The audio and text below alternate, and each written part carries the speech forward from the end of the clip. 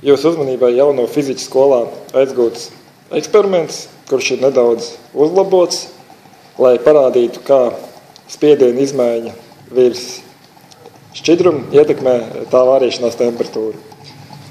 Šeit mēs jau varam redzēt, kā šķidrums jau ir sācis vārīties burciņā, un burka ir noslēgta ar vāku, un vākā ir 3 caurumi.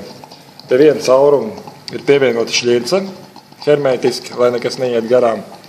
Šobrīd var redzēt, ka tur jau tvaiku sit laukā.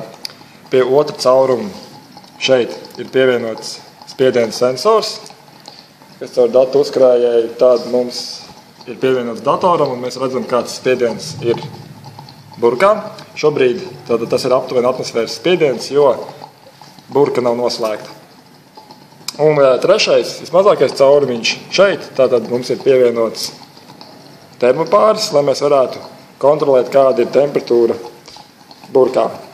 Un tajā brīdī, kad tiks noslēgts šis te trauks, izmantojot tātad šļirci, noslēgsim un skatīsimies, kā tad izmainās spiediens un kā izmainās temperatūra, ko parāda temperatūras sensors.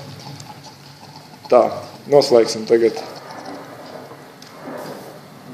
šo te. Mēs uzreiz redzam, ka spiediens sāk augt.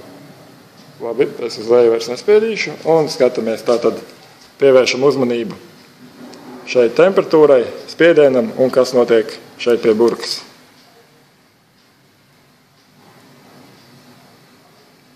Tad šobrīd šķirce. Nu jā.